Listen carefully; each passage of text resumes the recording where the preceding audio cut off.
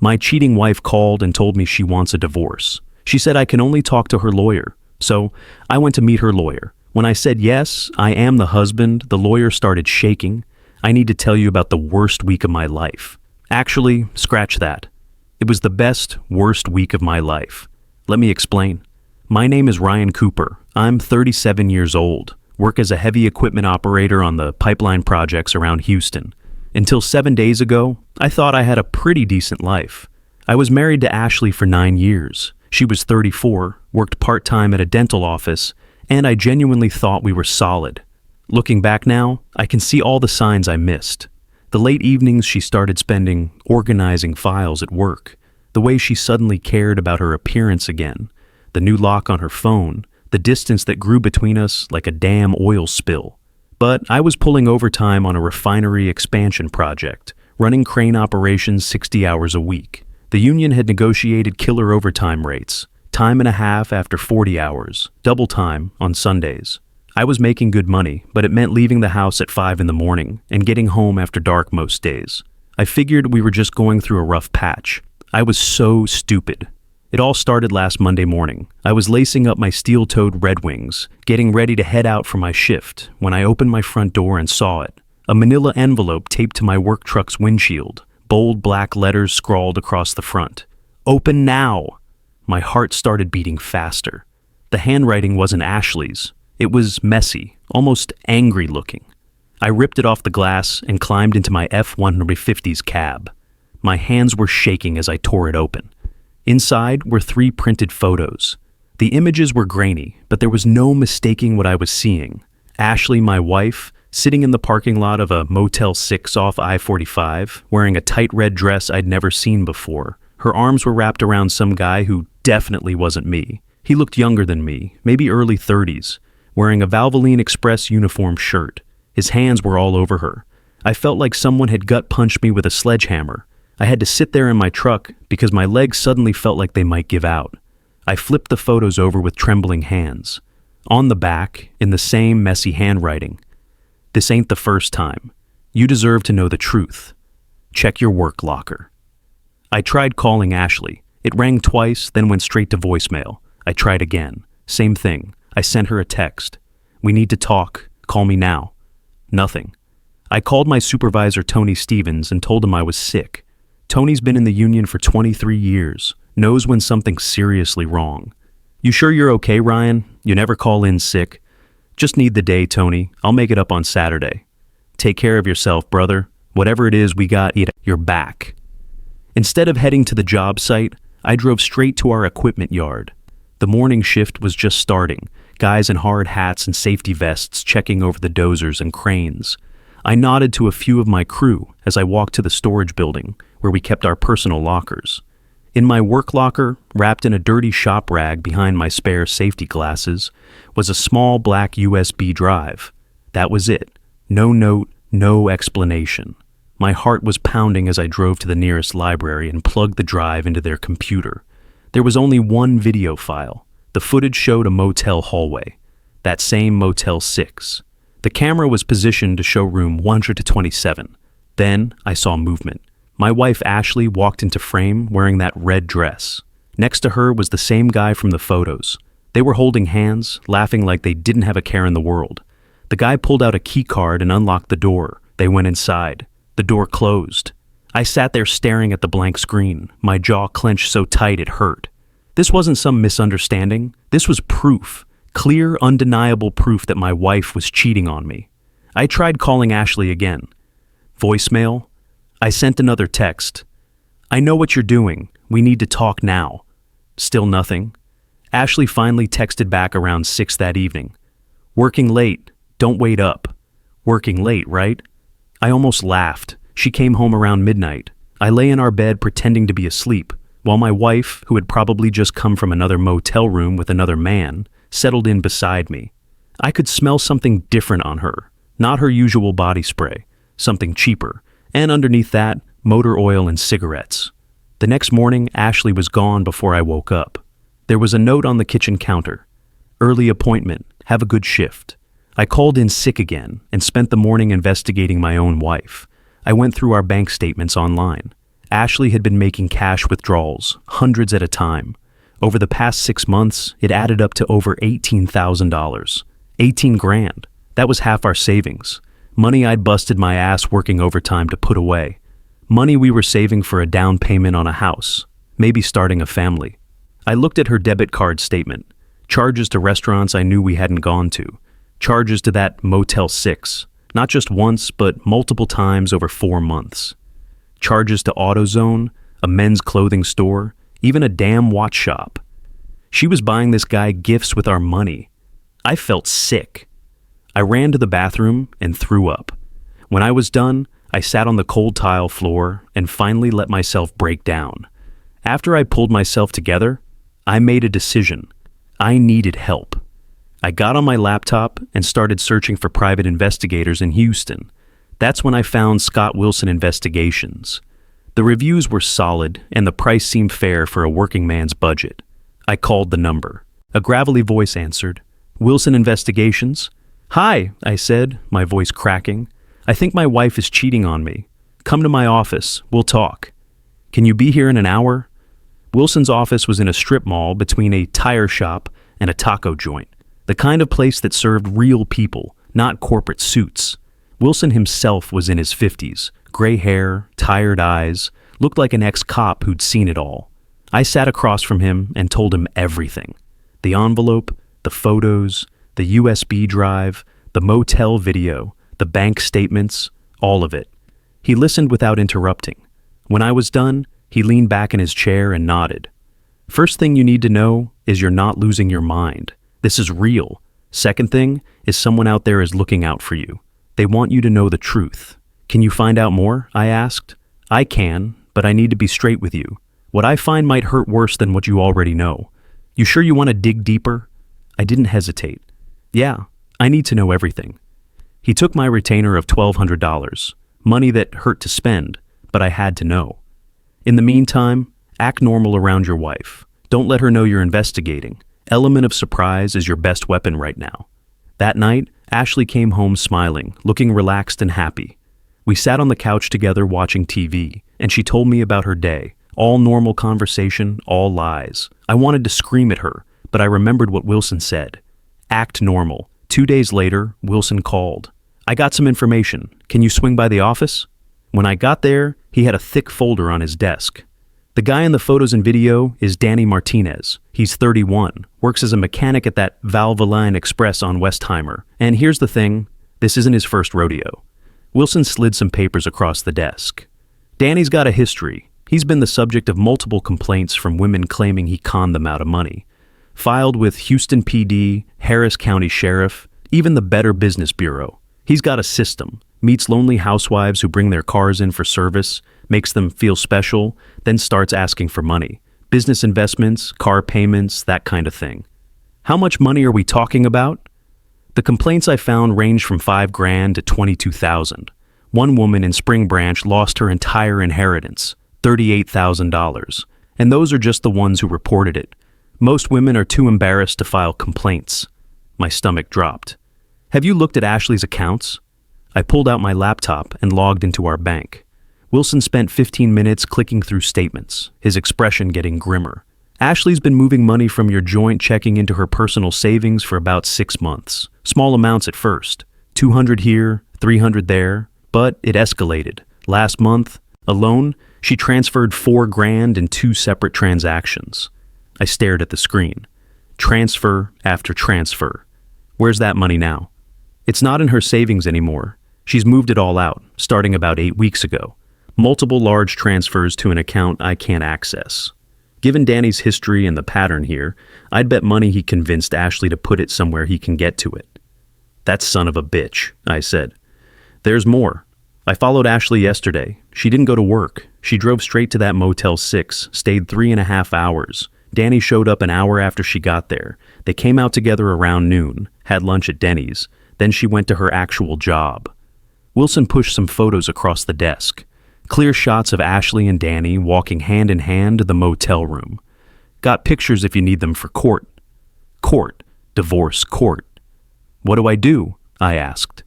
You got options. You can confront Ashley now with everything I've found. You can let me keep digging. Or you can call a lawyer and start divorce proceedings before she does. Wilson gave me a serious look. Ryan, women don't have 6-month affairs with mechanics and steal 18 grand if they're planning to stay married. I'd bet you anything she's planning to file for divorce. She's just getting her ducks in a row first. The words hit me like a punch to the gut. He was right. Let me keep digging, I said. I want to know everything before I do anything. Over the next few days, Wilson kept investigating.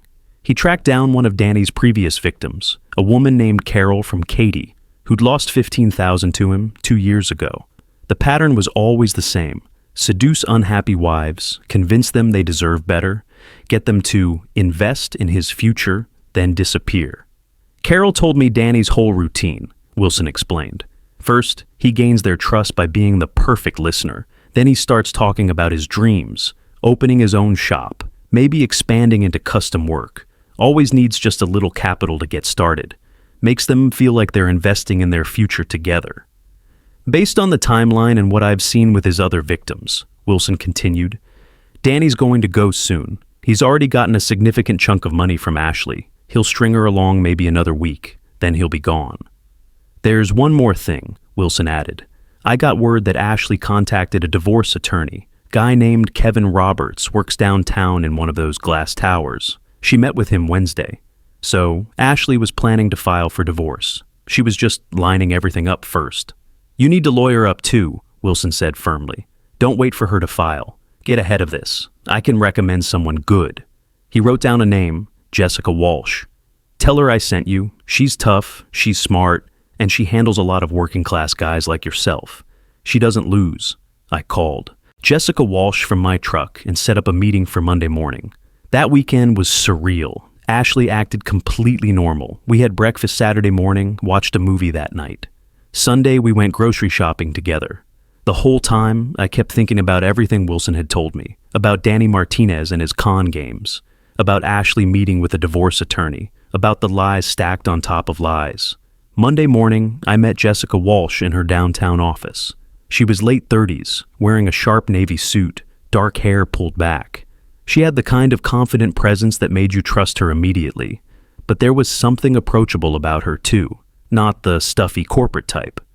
Scott Wilson says you're in a tough spot, she said as we sat down. Tell me everything from the beginning. I told her everything. The envelope on my truck, the photos, the USB drive, Wilson's investigation, the money, Danny Martinez, Ashley meeting with Kevin Roberts, all of it. Jessica listened carefully, taking notes on a yellow legal pad.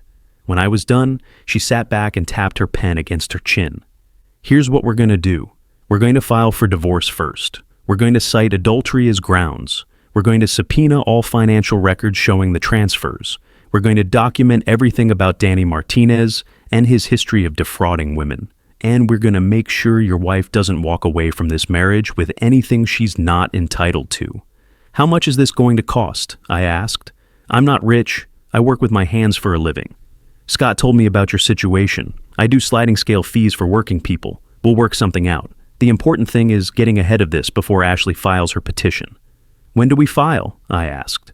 I'll have everything ready by end of day. We file tomorrow morning, first thing. That evening, I found another envelope on my windshield, same handwriting. One more thing you need to see. Inside was a printout of text messages between Ashley and Danny. I started reading and my blood turned to ice. Ashley, I'm tired of lying to him. When can we be together for real? Danny, soon, babe. Just need to get a few more things lined up. You know how these things work.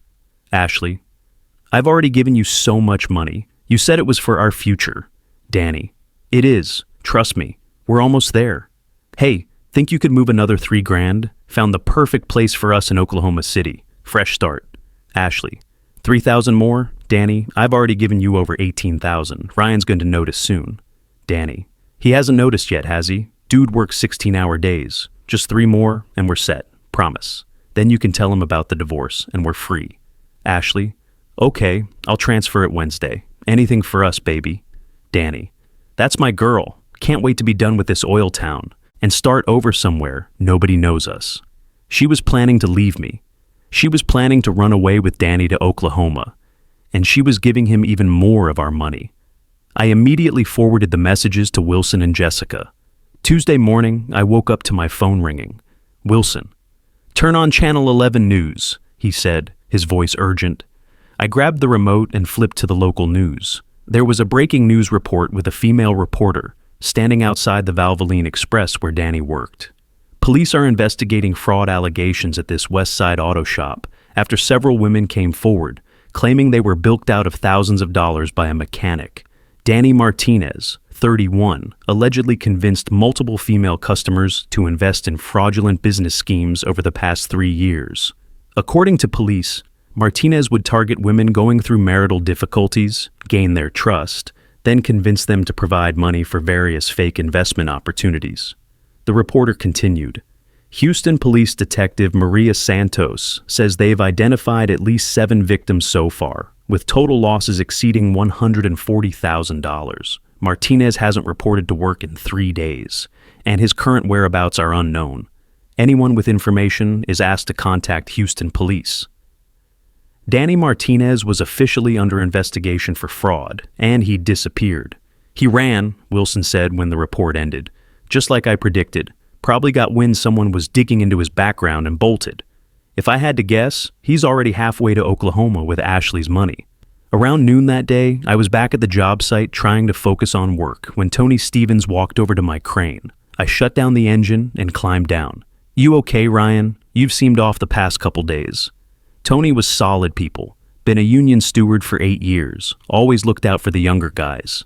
I decided to tell him what was going on. When I finished, he just shook his head. "Jesus, brother, that's rough. Look, if you need time off for court stuff, lawyer meetings, whatever, we'll cover your shifts. Union's got your back on this." "I appreciate that, Tony. And hey, my cousin Maria works at the courthouse. Family law clerk. If you need any advice on how things work down there, she knows the system inside and out." That afternoon, Jessica called. "We're filing in 1 hour. I've got everything ready. The petition, financial affidavits, all of Wilson's evidence. You sure you want to do this?" "I'm sure." "Good, because once we file, there's no going back. Ashley's going to know you're serious, and she's going to fight." I looked through the peephole of my front door and saw a man I didn't recognize. Mid-40s, expensive gray suit that probably cost more than I made in a month. Leather briefcase that looked like it came from one of those downtown department stores. I opened the door. "Can I help you?" "Are you Ryan Cooper?" he asked, his voice carrying that lawyer tone I was getting familiar with. "Yeah, who are you?" "My name is Kevin Roberts. I'm an attorney representing your wife, Ashley Cooper. She's requested that all communication go through me from this point forward." He opened his briefcase and pulled out a stack of papers. Divorce papers. Ashley was filing for divorce. I took the papers, my hands surprisingly steady. Then something Wilson had told me popped into my head. The perfect opportunity to make an impact. "Tell me something, Kevin," I said, keeping my voice low and controlled. "Does Ashley know about this?" I held up the envelope with the text messages. For the first time, his composed mask cracked. His eyes flicked to the envelope, then back to me. There was uncertainty there now, maybe even a little fear. "What are you referring to?" he asked, trying to sound indifferent, but I could hear the edge creeping into his voice. "You're her lawyer, right? I assume she's been upfront with you about everything. Or did she conveniently forget to mention her little motel visits with Danny Martinez?" Kevin shifted uncomfortably on my doorstep, adjusting his tie. "I don't know what you're talking about, Mr. Cooper. You might want to ask your client about her hotel escapades. I've got photos. I've got video. I've got bank statements showing her stealing over $18,000 from our joint account to give to her boyfriend. You did know about that, right? Or did Ashley forget to mention that part when she hired you?" Kevin's face went pale. "I have no knowledge of any such allegations." "I bet you don't. And here's another thing your client probably didn't mention. Danny Martinez is currently wanted by Houston police for fraud. He's conned at least 7 other women out of over $140,000. It was on the news this morning. You might want to check Channel 11. Kevin visibly stiffened, his briefcase trembling slightly in his grip. I have no knowledge of any criminal investigation." "Of course you don't. Why don't you go confirm all this with Ashley? But tell her this from me. She doesn't get to burn down my life and walk away like nothing happened. She doesn't get to steal from me, cheat on me, and then play the victim when her con artist boyfriend disappears with our money. Before he could respond, I shut the door in his face hard enough to rattle the windows. My pulse was racing, but I felt good, really good. For the first time since this nightmare started, I was in control. I called Jessica immediately and told her what had just happened. "Perfect," she said. "Now bring me those papers Kevin served you. We're filing our response today, and we're going to hit them with everything we've got." That afternoon, Jessica filed our divorce petition at the Harris County Courthouse. Tony's cousin Maria walked our paperwork through personally, making sure everything was properly stamped and filed. By Wednesday afternoon, Ashley had been served at the dental office where she worked. My phone started ringing around 4. "Ashley," I didn't answer. She called 6 more times over the next hour. I ignored them all. Finally, a text came through. "We need to talk. Call me now." I didn't respond. Around 7 that evening, Ashley burst through our front door like a hurricane, her face flushed with anger and panic. "What the hell, Ryan?" she shouted, waving the divorce papers at me like a weapon. "You filed for divorce. You're accusing me of adultery and financial theft. Kevin said you told him about some criminal investigation." I stayed calm, leaning against the kitchen counter with my arms crossed. "It's all true, Ashley. You've been screwing Danny Martinez for 6 months. You've been stealing money from our account and giving it to him. Don't act like you don't know exactly what I'm talking about." Her face went from red to pale in seconds. How do you know about Danny?" "Let's just say I'm not as stupid as you thought. I know about the Motel 6. I know about the money transfers. I know about your plans to run off to Oklahoma with him. I know everything, Ashley." "You don't understand," she said desperately, her voice cracking. "Danny and I, we were just what? Just having an affair? Just stealing from me? Just planning to abandon our marriage? Which part am I supposed to understand here?" "I was unhappy," she shouted, tears starting to form. "I've been unhappy for years, Ryan. You're never home. You work all the time. So that's my fault. I bust my ass 60 hours a week to support us, to put money in savings, to build a future, and that gives you the right to cheat and steal? We can fix this, Ryan. We can go to counseling. We can work through this." I laughed, but there was no humor in it. "Fix this? Ashley, you stole $18,000 from me and gave it to your boyfriend. You were planning to leave me and start a new life with him. And now that he's disappeared with all that money, now that he's wanted by the police for fraud, now you want to work it out?" Her face went completely white. "What do you mean disappeared? What do you mean wanted by police?" I pulled out my phone and showed her the news article. I watched her face as she read about Danny's fraud investigation, about the 7 victims, about the $140,000. The color drained from her cheeks completely. Her hands started shaking so bad, she almost dropped my phone. "No," she whispered. "No, this can't be right. Danny wouldn't do this. He loves me. We have plans." "He conned you, Ashley. Danny Martinez is a professional con artist. He's done this exact same thing to other women before you. He seduced you, made you think you were special, convinced you to fall in love with him, got you to give him our money, and then he disappeared. You're just another victim to him." Ashley sank down onto our couch like all the air had been knocked out of her. "But he said we were going to start over in Oklahoma. He said he loved me. He lied, just like you lied to me for months. So, no, Ashley, we're not going to counseling. We're not going to work through this. We're done." She looked up at me, mascara running down her face. "Ryan, please. I know I messed up, but I love you. Danny was just, I don't know what he was, but it wasn't real. You and me, that's real. That's what matters." I shook my head. "You don't get to do this. You don't get to destroy everything we had and then expect me to just forgive you because your affair partner turned out to be a criminal. You made your choice, Ashley. Now you have to live with the consequences." I went upstairs, grabbed my duffel bag, and started packing clothes. Work shirts, jeans, clean underwear, the basics. "What are you doing?" Ashley asked from the doorway, panic creeping into her voice. "I'm moving out.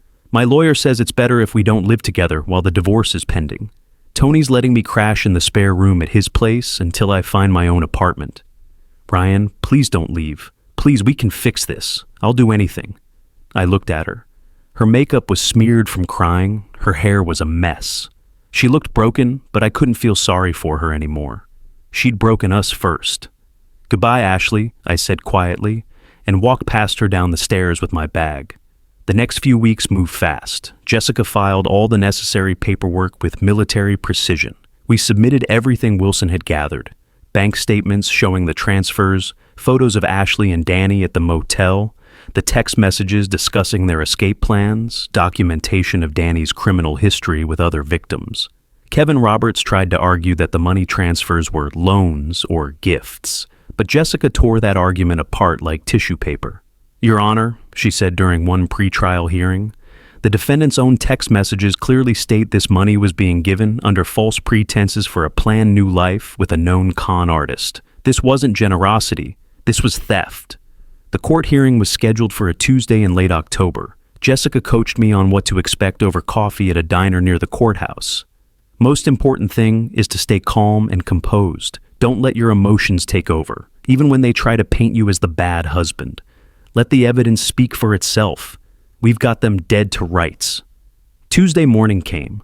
I put on my best shirt and tie, the same outfit I'd worn to my wedding 9 years ago. The irony wasn't lost on me. I met Jessica at the Harris County Courthouse, a massive building that always made me feel small. Ashley was already there, sitting at the defendant's table next to Kevin Roberts. She looked pale and exhausted, like she hadn't been sleeping. The judge, a stern-looking woman named Judge Patricia Hernandez, called the session to order. Kevin Roberts spoke first, trying his best to downplay Ashley's actions and paint her as a victim of Danny's manipulation. "Your Honor, my client was clearly taken advantage of by a practiced con artist. She made poor decisions while emotionally vulnerable, but there was no malicious intent to defraud her husband." But when Jessica's turn came, she methodically destroyed that narrative piece by piece. "Your Honor, this is not a case of simple marital discord or even straightforward infidelity. This is a case of deliberate betrayal, systematic financial misconduct, and calculated deception." She walked to the evidence table and held up Wilson's thick folder. "These bank statements show Mrs. Cooper transferring over $18,500 from jointly held accounts over a 6-month period.